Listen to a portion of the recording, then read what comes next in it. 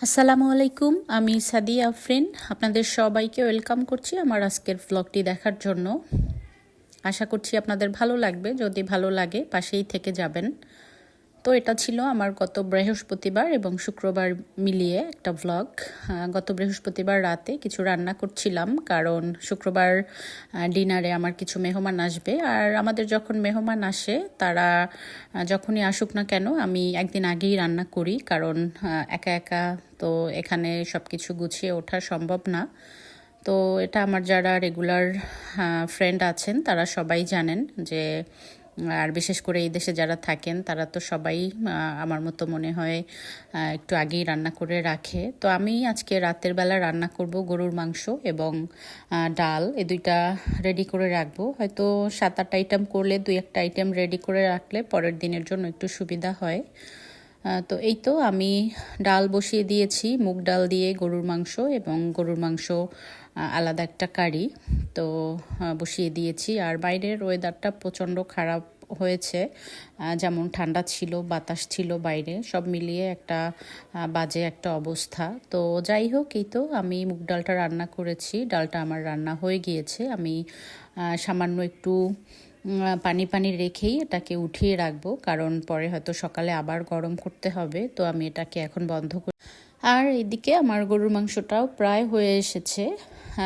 গরুর মাংস রান্না করতে বেশি সময় লাগে না, এই জন্য আর কখনো আমি প্রেশার কুকারে দেই না। আর সবসময় আমি পাতিলেই রান্না করার চেষ্টা করি। গরুর মাংস পাতিলে রান্না করলেই আমার কাছে ভালো লাগে, কারণ একটু বেশি করে কষিয়ে রান্না করতে পারা যায় আর কি। তো যাই হোক, সব কিছু গুছিয়ে রেখে রাতটা সুন্দরভাবে কেটে গেল। এরপর সকাল হয়ে গিয়েছে। সকালে বাচ্চাদের তো স্কুল আছে, তো আমি এদিকে সব কিছু গুছিয়ে আমার ছেলেকে স্কুলে দিয়ে এরপর ঘরে এসে নাস্তা করে আবার সকালের টুকটাক আয়োজন শুরু করে দিয়েছি।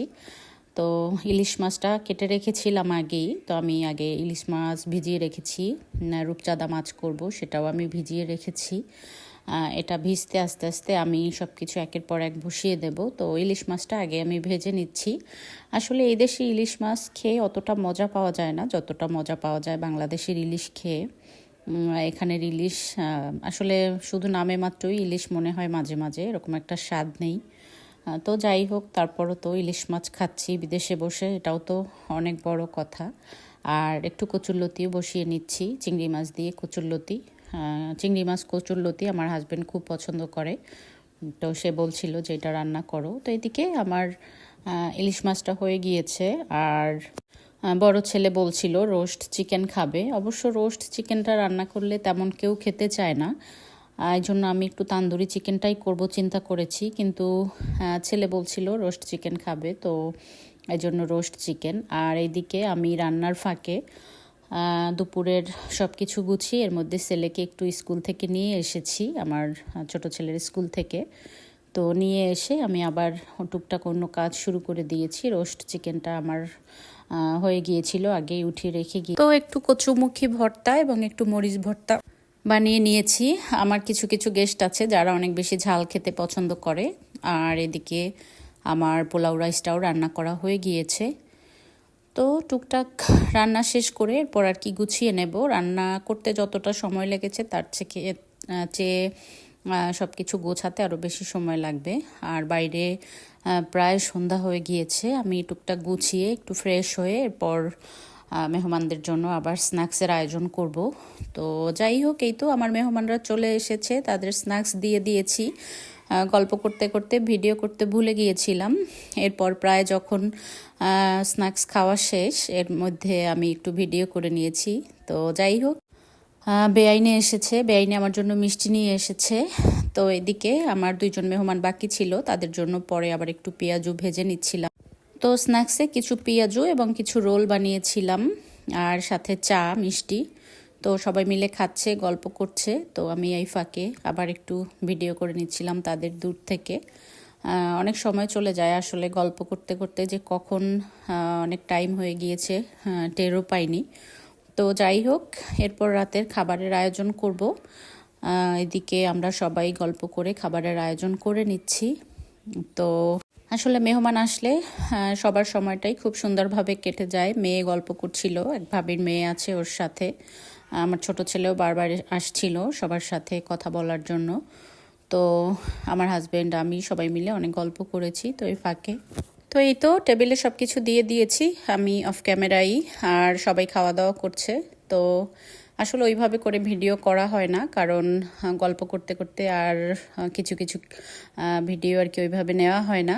তো যাই হোক, এই তো গল্প করছিলাম আর খাওয়া দাওয়া করছিলাম। যেহেতু আমি ব্রিটিশ হয়েছি, এই জন্যই আসলে ভাবিরা সবাই আমার জন্য টুকটাক গিফট নিয়ে এসেছে। তো গিফটগুলো ভিডিও শেষে খুলবো আর কি। তো যাই হোক, এই তো সবাই খাওয়া দাওয়া শেষ করে এরপরে যাওয়ার পালা।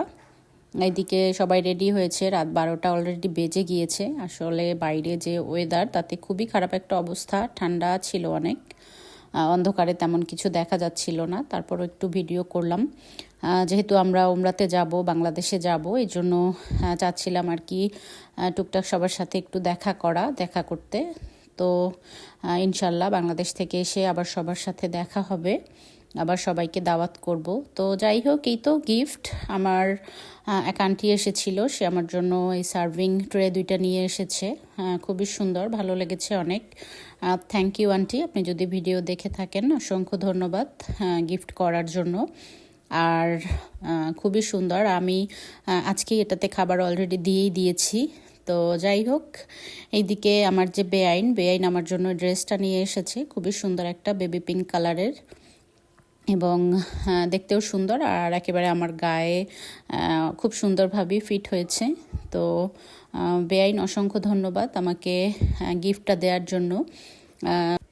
আর এক ভাবি এসেছিল, ভাবি আমাকে গিফট কেনার জন্য অবশ্য টাকা দিয়েছে। তো থ্যাংক ইউ ভাবি, আপনাকেও।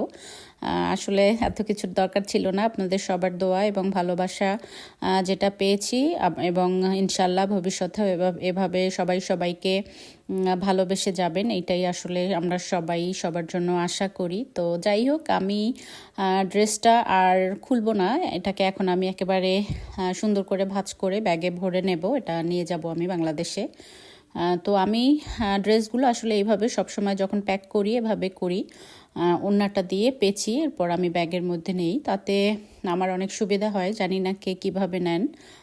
ওড়নাটা দিয়ে সালোয়ারটা এবং কামিজটাকে এভাবে র্যাপ করে আমি সবসময় ব্যাগে নেই, তাতে অনেক সময় দেখা যায় অন্যগুলো নষ্ট হয় না। যখন একটা বের করব, শুধু একটাই বের করব, এবং সুন্দর আইডিয়াটাও থাকবে যে আমি কোনটা কোথায় রেখেছি, বেশি এলোমেলো হবে না। তো আমি এভাবেই ব্যাগের মধ্যে ভরে নিচ্ছি আর আপনাদের কাছ থেকে বিদায় নিয়ে নেই। ভালো থাকবেন সবাই। আবারও অসংখ্য ধন্যবাদ আমার বেআইন এবং ভাবিরা আন্টিরা যারা এসেছেন সবাইকে। ধন্যবাদ সবাইকে বাংলাদেশে যাওয়ার আগে আমাদের সাথে এসে কিছুটা সময় দেওয়ার জন্য।